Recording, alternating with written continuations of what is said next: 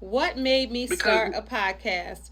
So that's a good question. So I've had a couple of podcasts when it was called online radio back in the day. I had a show called Conversations with Kendall and East. It was before they were calling it a podcast. Um, it was visual. I was sitting there, I was in a studio doing it for an online radio station. And that was my first entrance, other than like college radio and different things back in the day. That was like the entrance to podcasting. And I realized that this is what was missing in my life. It was my happy place to be able to sit down and speak to people about their journeys or their stories, or how they've transformed this or what they had to go through, and really sitting down listening to the stories of others, or listening to someone else's opinion in view. Like, I loved it. And then I had a business partner, and we had started an online radio station.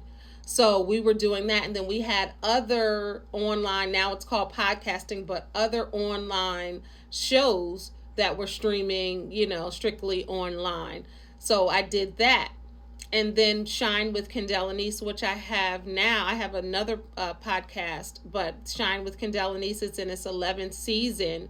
It just seemed like a natural progression. It's a traditional audio podcast, and I'm so blessed to have it on Google Podcast, Spreaker, Apple, Spotify, iHeartRadio. It's wherever podcasts are played, you can listen to it.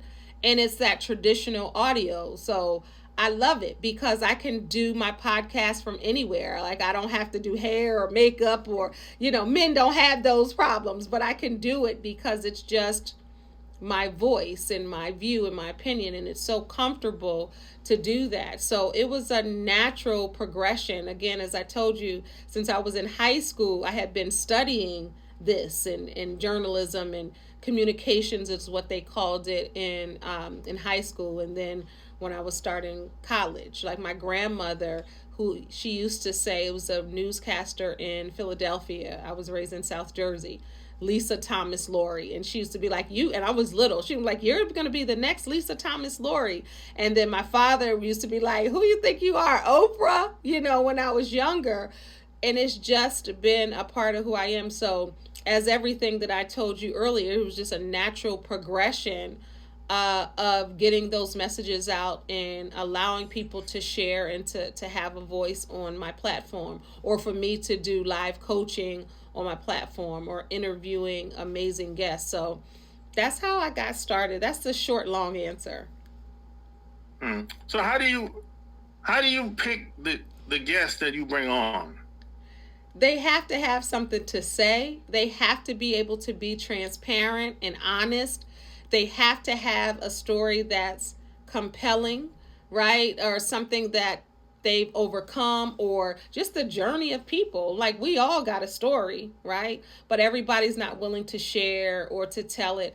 And they have to be free enough to be able to, whether it be seen or heard. Now everybody is like, I don't want to get on camera, or I don't even want my voice, or I don't like the sound of my voice. So it just has to be somebody who really wants to share whatever it is. Everything is not always deep. We're laughing and having a good time. And that's what I like. When I interview people, I like for it to be a natural, organic conversation. I don't like it to be like, so tell me this. So tell me that. Like, I like we're doing Yeah, now. You interviewing me. It's just like a conversation. That's how I like it. yeah, yeah. I had two people like that I brought on. They said, "Hey, I'll come on, but I don't want to show my face," Yeah. which is cool. Yeah.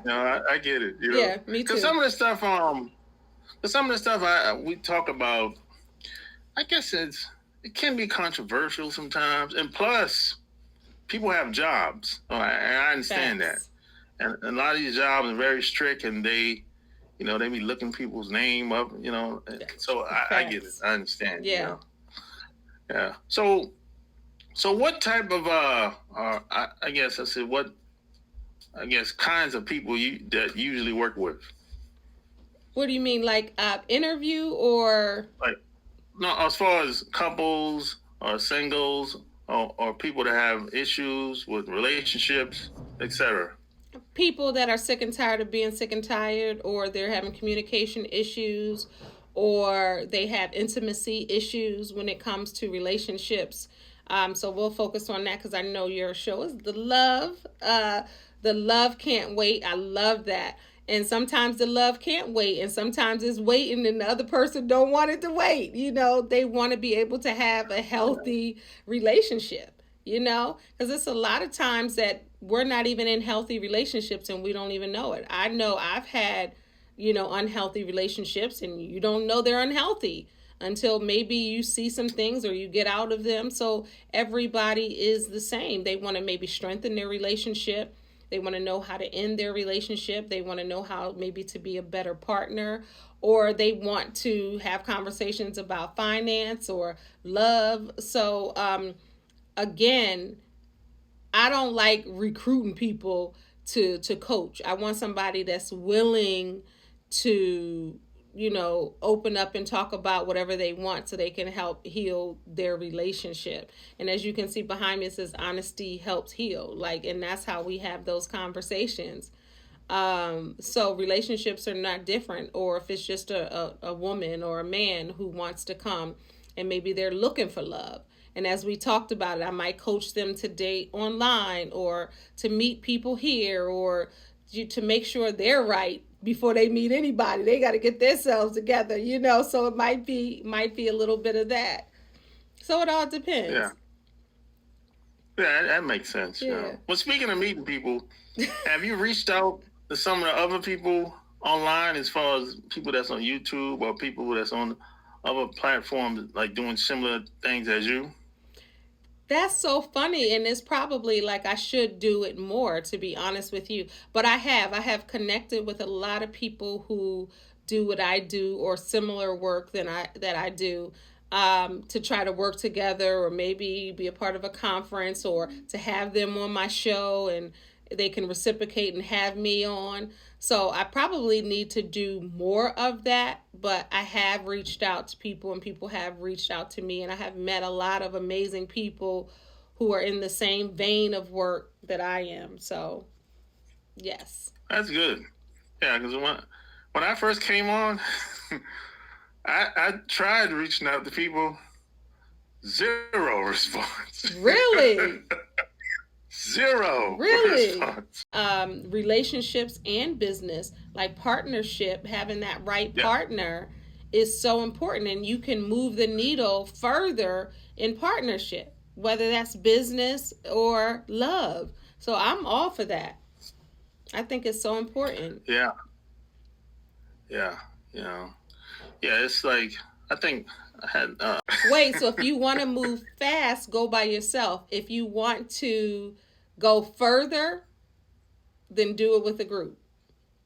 Partnership. Yep. That's so wise. That's so wise and so true. Yeah, So this is my last question. You see a lot of stuff maybe online. There's a lot of people today. Just like we said earlier, YouTube is not the way it used to be. There's a lot of clickbait online. There's a lot, I guess, where relationships is at today, in this day and time.